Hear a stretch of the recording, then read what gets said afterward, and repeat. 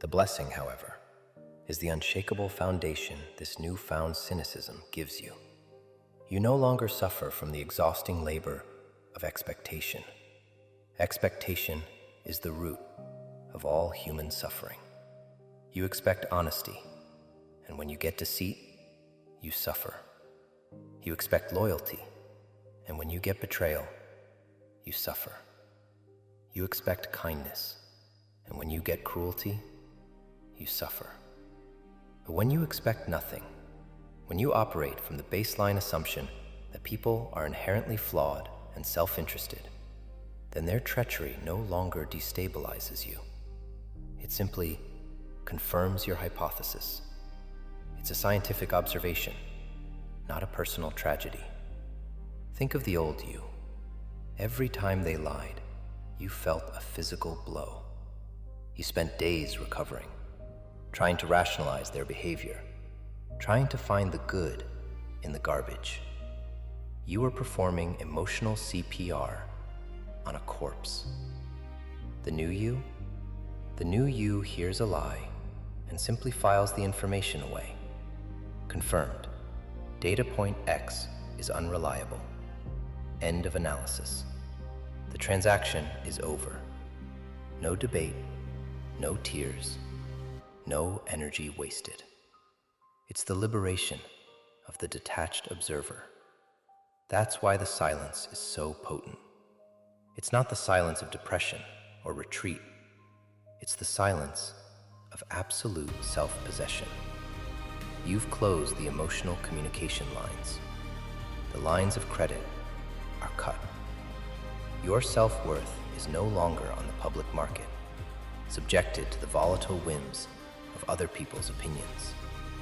It's private equity now, entirely managed by you. They broke you once because they saw light in you. Not just light, but a star.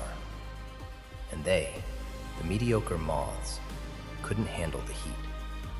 Your genuine enthusiasm, your fierce loyalty, your radiant, if naive, optimism. It made them feel like shadows. It exposed their own drab, petty internal landscapes. People hate what makes them feel small. It's a survival mechanism for their fragile egos. So they didn't break you to destroy you. They broke you to dim you.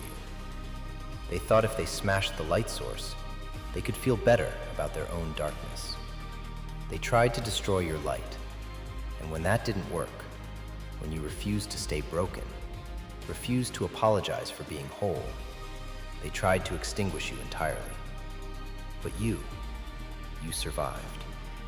And the fire they tried to put out only turned into a permanent internal furnace. The light is still there, but it's no longer the soft, welcoming glow of a candle. It's the controlled, dangerous luminescence of a reactor core. And here's the final, perfect, chilling symmetry of it all. You're no longer seeking justice. Justice is another fantasy. You're seeking balance. You're seeking the cold, karmic equilibrium.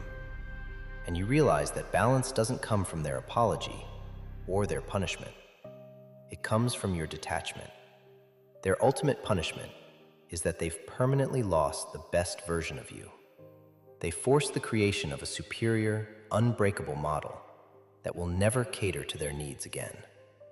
They exchanged a golden, selfless asset for an empty, futureless regret. They'll spend the rest of their lives measuring every subsequent relationship against the ghost of the person they ruined.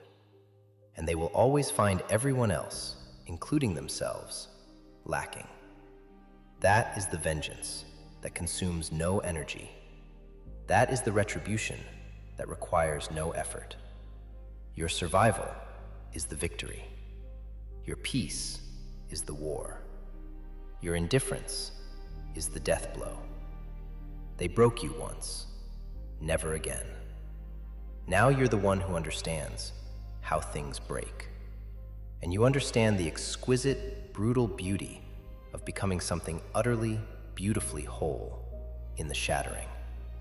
This new silence, It's not just a shield, it's a promise. A promise that nothing they do, nothing they say, and nothing they are can ever penetrate this fortress again. The old you is dead. Long live the new. And so, we arrive at the threshold of the unwritten future. The past is a country you can never return to, a place that exists only as memory. And what a beautiful, terrible memory it is. It's the map of the explosive ordnance they buried in your spirit. And now, you know where every single charge is located. They broke you once. They marked the map. Now they've handed you the coordinates to your own invincibility. This is where the monologue ends and the life begins. It doesn't end with a bang, but with a settling, a cool, quiet, almost liturgical click into place. The moment you realize that the external noise of other people's needs, demands, and manipulations is just static, and you've found the volume knob. You've turned the world down to zero. The great silence. This silence is your new language. It's the dialect of the fully self-possessed. When they speak, the old you would have desperately tried to decipher the hidden meaning, the intention, the potential for harm or good. The new you hears only the emptiness of their own voices, echoing in a chamber you've walled off. You've achieved emotional insulation. You're no longer porous. Their dramas, their needs, their justifications, they simply bounce off the shell you've built. Think of the massive psychological energy you're saving. The energy you used to burn on hoping they would change, on expecting decency, on recovering from their failures, on trying to make the relationship work. All of that energy is now redirected.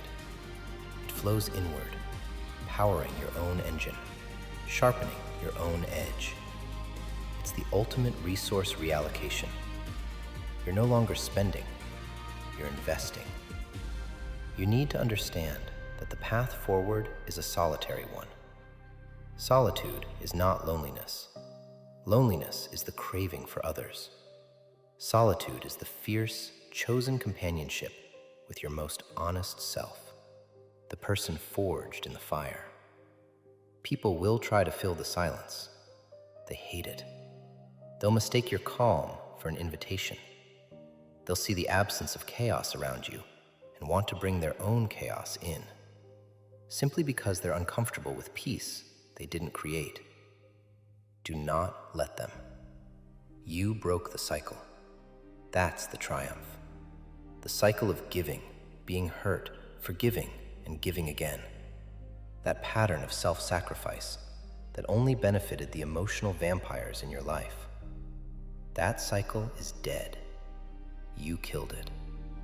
You chose cold, rational survival over warm, self-destructive hope.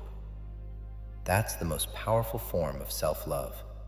The decision to protect the one thing left that truly matters, your sovereign peace of mind. And the ones who broke you, they'll never understand the gift they gave you. They thought they were giving you ruin. They gave you clarity. They thought they were creating a victim. They forged a weapon. They thought they were the main characters. They were merely the catalysts, the minor villains necessary for the origin story. They'll try to apologize, not because they feel guilt, but because they sense your indifference. They mistake your lack of reaction for an opportunity to regain control. They'll see your success and claim credit for it. I made you stronger, they'll whisper, trying to weave themselves back into the narrative. Do not argue. Do not correct. Just look at them with the quiet comprehension of someone who has read the final page of their story. Your response is not a screaming match. Your response is the quiet, implacable momentum of your new life moving forward without them. that's the final, definitive statement. They are simply irrelevant. And nothing destroys a narcissist more thoroughly than irrelevance. This new life is built on iron will and concrete self-knowledge. No one gets to touch the foundation. No one gets to veto your decisions. No one gets to tell you who you are anymore. You're the sole curator of your existence. You're the architect of your peace. You're the unbreakable consequence of their single, foolish act of betrayal. They broke you once, never again. Not a hope, not a wish, not a prayer, a declaration, carved into the stone of your new foundation, written in the scar tissue, encoded in the operating system. They had their chance. They had access to the best version of you, the one who loved honestly, the one who gave freely, the one who trusted completely. And they wasted it. They discarded gold for scraps. They sold diamond for dust. And now they're locked out, permanently. There's no key, no password, no back door. The fortress is sealed. And you're standing on the walls, watching them from a distance. Not with anger, not with sadness, but with the cold, objective detachment of someone who has moved on, completely, irrevocably, finally. So walk, in silence. Let them wonder. Let them whisper. Let them invent their comfortable narratives. You owe them nothing. Not clarity, not closure, not explanation. Your survival is the only argument. Your peace is the only answer. Your silence is the only sound that matters. And in that silence, you found something they'll never touch, something they'll never understand, something they'll never reach. Freedom. The freedom of the unbreakable. The freedom of the self-possessed. The freedom of the one who learned that the only person you can truly rely on is yourself. They broke you once, but in doing so, they freed you. Never again. That's not a warning. That's a promise.